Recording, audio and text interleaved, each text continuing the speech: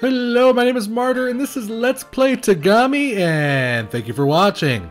Tengami is a 2D adventure puzzle game, guys, that has a focus on being, relaxed, on trying to make you feel good. It's like a big old giant bathhouse, and there's beautiful art and music and imagery. And for me, this falls more along the lines of, gamer art than necessarily a game. There is gameplay elements here to enjoy, and I did enjoy the gameplay elements of Tengami, and I actually did beat all of Tengami. But for me, it was more about the visuals, it's more about the music, it's more about the experience of being soothed and just kind of like, just relaxing and all that good kind of stuff, guys. But you'll see what I mean in a bit. It released on Steam January 2014. Tengami was developed and published by the three-man team of Nyamyam? Nyamyam? I don't know how to pronounce her name. Nyamyam.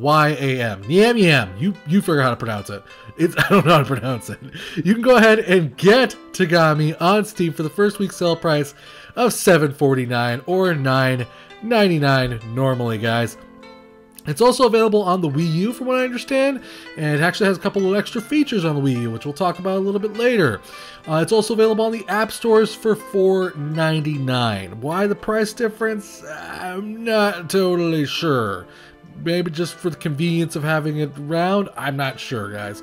But let me start by saying, like I said, this isn't your typical game. There's kind of things that are strange about this game, but there's a lot of things I like about this game all at the same time. So we're just going to go ahead and get into it. We're going to check out the settings, of course.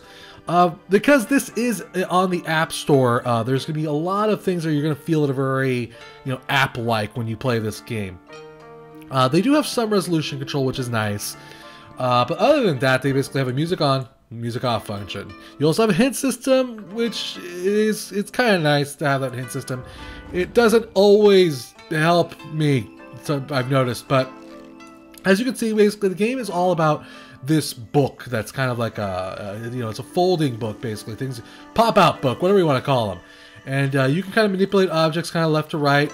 You will be playing this game completely with your keyboard and mouse. There's no controller support. And basically you kind of have to flip things open, and then it presents the imagery to you. And as you can see, drag to open, dreams. Drag to turn page. Oh, now there's somebody there at the tree who's all sad and stuff. Fading. Oh, crap. Gone? Question mark? Gone? Yes, the tree died. It's winter. Why did you stay there all winter, dude? It'll be back, like, in a couple of months. It'll be fine. Just give it some, time. Chill out. Maybe go to that bathhouse I was talking about earlier. Anyways, the game is all about imagery. It's all about, this kind of poetic sense, guys. This, it's all about visuals. It's about making you feel good. It's about making you feel relaxed. They literally said, grab a blanket when it's raining outside, just chill out and play the game. And I will pretty much can kind of say that that's what you kind of want to do when you play this game, because it's that type of game. And you're going to want to play it from beginning to end, because unfortunately there is no save feature. There's no save and quit feature. So where you leave the game off at, if you decide to quit in the middle of it, you're going to have to go back through the entire game again to get back to that point. Are you alive, my paper friend? I like his outfit. His outfit's pretty cool looking. So yeah, this is the environment, by the way. This is the entire environment. You're see how you're kind of moving around. You are literally like a little paper dude in this world, this environment. We're going to go ahead and enter the next area. That's how you enter areas, by the way. You kind of click on these little glowing balls. That's how you know there's another area, and then you flip the page, which I think is a really cool mechanic. I think that's very well done. I think it's really neat, and how you enter areas and you affect things in the areas by, folding them either up or down. And they really do a good job of playing with that mechanic in the game. And we'll hopefully get to show some of that once it loads. Loading! He should have just chilled, man. I'm telling you, if he just waited like a couple months, that tree would have been back. So here we are. This kind of gives you like a basic tutorial of how to walk around. It's really not that hard as far as, controls go. You're going to just be left clicking and dragging things. That's pretty much it. There's also a little thing up here, which will sometimes, like I said, give you a like a helpful hint, depending on if you get stuck on a puzzle. Sometimes it may not, though. It picks and chooses when it wants to help you. But look at that, guys, right there. That's pretty freaking gorgeous. The imagery, the sound effects, it's all really just gorgeous looking. Listen to that sound of the water. That's freaking awesome, in my opinion. I mean, that's just, to me, just listening to a river flowing like that is very relaxing to me. And I did enjoy this game. I had a lot of, I enjoyed my time with this game. It was relaxing. It was nice. And I enjoyed it quite a bit. But it was, there's just certain things that I just kind of have to put into question sometimes. I'm going to drag to pull. All right. Why does it feel to howl at a wind chime? I don't know. But that's fine. Pulling on this made this fall. I'm totally confused. There's a couple things I just have to call into question, guys. Like for instance, if you've noticed my character, the main guy right here, there's no story here. You're kind of just, you have to kind of interpret it in a way. You're kind of left to just kind of figure it out with your own imagination. That's perfectly fine. The character himself kind of does move very slowly. I think a run button, just a hold down shift button, you know, for instance, would have kind of solved this issue of the fact that he's very slow. He just doesn't walk very fast. He's very monotone. He's like, you know what? I want to fix the tree, but I want to do it at my own pace. Look at that imagery, though. It's very pretty, even though the camera's kind of jittering there, which I do believe is a bit of a bug right there. I imagine that'll be patched out. That's not a big deal. You know, he's just very monotone about the speed of which he's willing to go to fix this tree. He's just like, you know what? I'll fix it eventually. No need to rush. You know, so it's just, that is one thing that I will say can be, because there'll be times where you'll be wandering around environments looking for, well, I will just say clues, the best way to describe it. You have to look for visual clues in the environment by folding, you know, pieces of paper backwards and forwards trying to look for clues. And that can get a little bit frustrating when your character's moving at, like, you know, -1 mile per hour. Right here, for instance, we got a puzzle here that we need to figure out.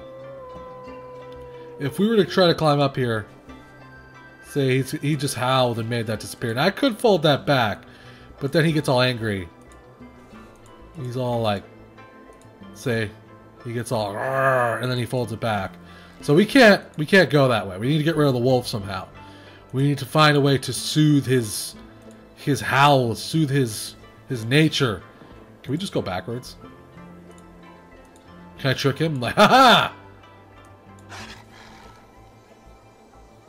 Oh, alright. He's gonna go back. I gotcha. Okay, I got it, wolf. Take it easy. I will soothe your broken heart. We'll go this way. And this is kind of like the first major puzzle that you kind of come across that you need to deal with. A little bit over here. And we will get there eventually. But yeah, you know, the game's all about being just serene, and it has really beautiful music. And I really love the visuals. Like, the visuals were incredible the way they were done. Alright, so basically what we need to do here is we need to figure out what order for this to go into. Now, if you can't really figure this out, it's kind of, you know, biggest to smallest, basically. I mean, smallest to biggest. So he's gonna howl. Then they're gonna howl. Then he's gonna howl. Now I've beaten the game. I've played all the puzzles, so I kind of know what to do. Before I do that, though, this is kind of an example of the hint system. It kind of randomly shows up, and then kind of gives you like a couple of lines to figure out what you need to do. But because I know what to do, I'm just going to show you off right away what to do. And I don't want to get too deep into the game, because the experience of the puzzles, the experience of the environments, the experience of the music and all that stuff is what you're going to get from this game. It's what you're going to enjoy from this game. So I don't want to do all too much. As far as like bonus stuff goes, there is Steam achievements on this game. I think there's 4, basically, like 1 per chapter. There's 3 chapters total, and then an achievement for beating the game.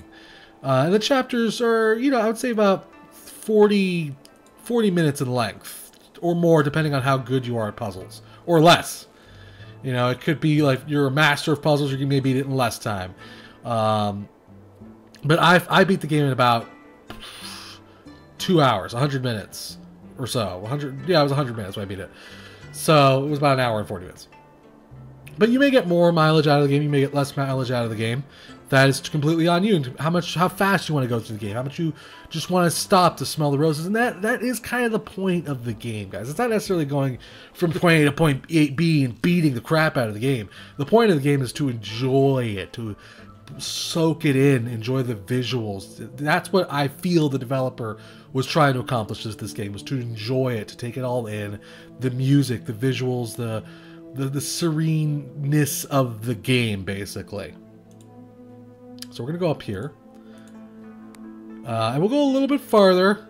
And then we'll I might get like the first objective. And then I'll stop the video. If we have enough time to do that.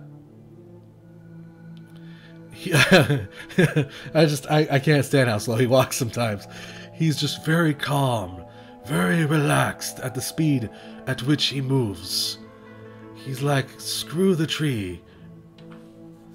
Or, you know, he could be just made out of paper, and I'm not, you know, not giving him enough credit. If I were made out of paper, I'd probably find it very hard to move, too. There is bonus content on the Wii U, from what I understand. There's stickers, which gives you a little bit, you know, a little bit like collectible hidden stickers to find in the game. You can basically, I don't really know all that much, because I obviously have the Steam version of the game, basically, but you can find, like, collectibles hidden throughout the world of the game here. So as you can see, there's a big door over there. We need to find a way to open that door. So we're going to need to find the missing piece of the door. That's basically what it tells you if you walk up to the door. And you do that by kind of exploring the environment. You kind of have to just...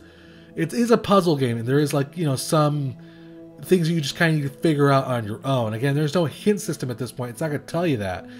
It may tell you if you walk up to the door, but you kind of need to just kind of use your logic and just explore things and figure things out for yourself.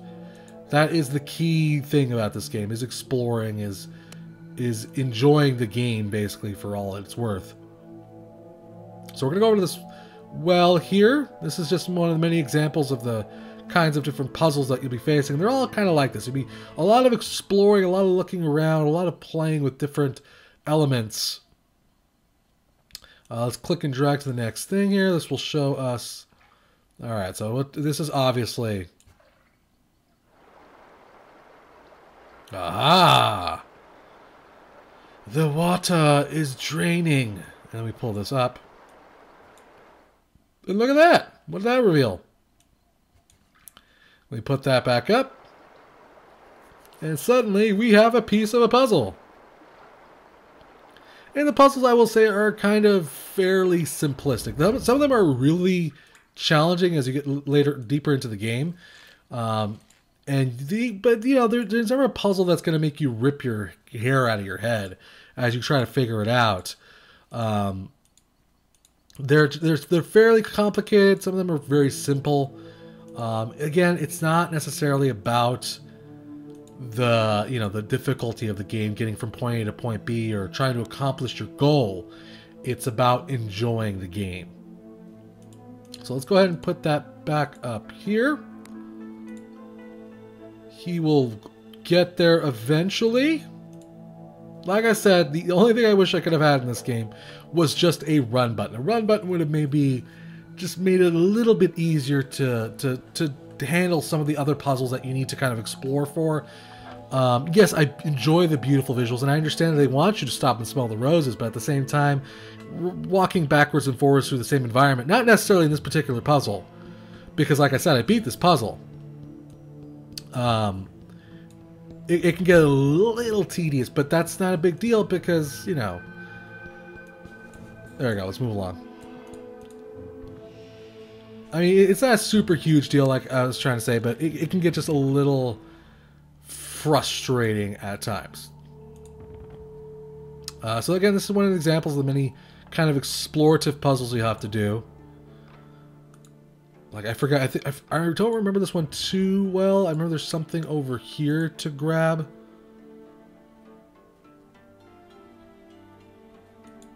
I think there is. Or maybe you head here. Oh, wait, you know what? I remember now. I remember now. Okay. We gotta go into the house first. We have to turn on the lights. That's what it is. But yeah, the sound, the music is the music is beautiful. I'll tell you that one for free. It's very soothing. It's very enjoyable, and it really does make you feel relaxed. The music, it's very just enjoyable. I mean, just listen to it right now, guys.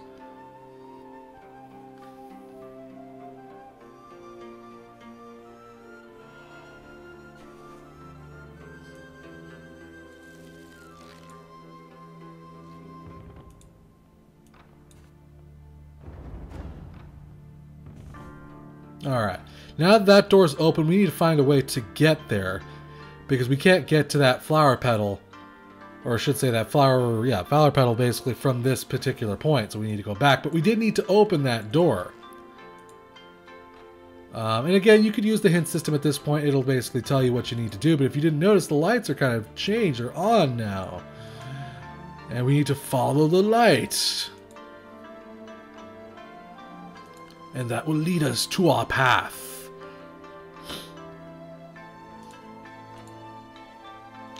Anyway, let me just say this, guys. If you're buying this game, you're buying it for the visuals. You're buying it for its relaxed tone. You're buying it for its enjoyable nature. It's not necessarily the world's most complicated game. It's not necessarily even the world's most longest game. But you're playing it because you enjoy, you know, the themes of the game, the overall way it feels, as it were. Let's go ahead, and that's where we're going to go. Okay, so we can click on that. So that's what we'll do, and he should be able to walk there on his own now. Like I said, you're gonna be buying it for those, you know, those themes, for the visuals, for the way it makes you feel, and basically everything else is kind of, you know, to the side. You know, the puzzles are great, but it's not what the game's all about. The game is all about that relaxed tone, which is gonna be great for some people. It may not be everybody's cup of tea, though. I enjoyed my time with it, but you gotta just keep that in mind. You know, you're gonna play this game from beginning to end. There is no save feature currently. That may change in the future, of course, with patches. But again, you just keep in mind that you're playing this game for its relaxed tone, for what it is basically, which is a kind of a simple puzzle game that basically is just trying to present this beautiful art and music to you. And if that doesn't sound like something you're interested in, you may want to pass, because there isn't much more than just that. I don't want to give you the impression I didn't like the game, though. I really enjoyed Tengami. I think it's a beautiful game, but I just have to acknowledge it for what it is. It's an art piece. Not necessarily the world's longest game, and it's beautiful, it's gorgeous, but it's short on certain gameplay features. And that may change. Who knows? I mean, you know, they may add more levels. I don't really know. I don't think they're going to. Because, you know, the story does kind of end, but it may be something that happens. So let's go ahead and grab our first flower here, and then we'll probably wrap up this video, guys. But yeah, I enjoy just the way things fold, and you can kind of see how that just really is awesome looking, the way things just kind of change, and you can just do that over and over again, just flip-flop, flip-flop. And they also start playing with that aspect. As you can see, building is kind of shaping and turning, presenting angles to you that you won't be able to see once you completely turn the page.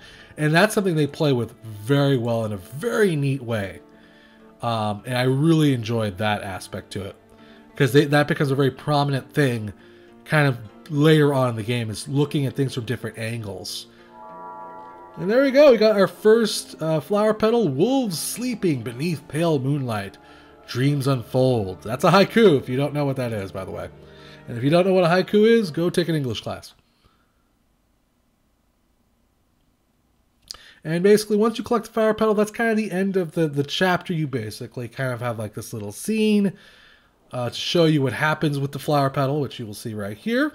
Before I forget to mention, as far as bugs go, the game is very well made. It's virtually bug-free, guys, and replay value will really depend on how much you enjoy the visuals and the music of the game, because once you beat all the chapters, guys, there is nothing else other than that. Pretty! It's now more pink. And now we move on to chapter 2 and continue our puzzles and looking for more flower petals. And that's kind of the tone of the game, basically. There's no words. It's all visuals. It's all art, guys. I hope that gives you a good impression of Tengami, guys. Like I said, I enjoyed the game, but just remember that it's mostly a beautiful art piece of music and visuals, and with some minor puzzle fun, game elements to it all. So you just keep that in mind before you make your purchase, guys. Big thanks to the developer for a chance to check out this title. Thank you for watching. Remember to subscribe and share, and I'll keep bringing you awesome indie games, guys. If you really enjoyed this video, maybe consider hitting that tip jar. If you're feeling generous of heart, guys, all tips go to improving the channel or future giveaways. Till next time, guys, play more indie games.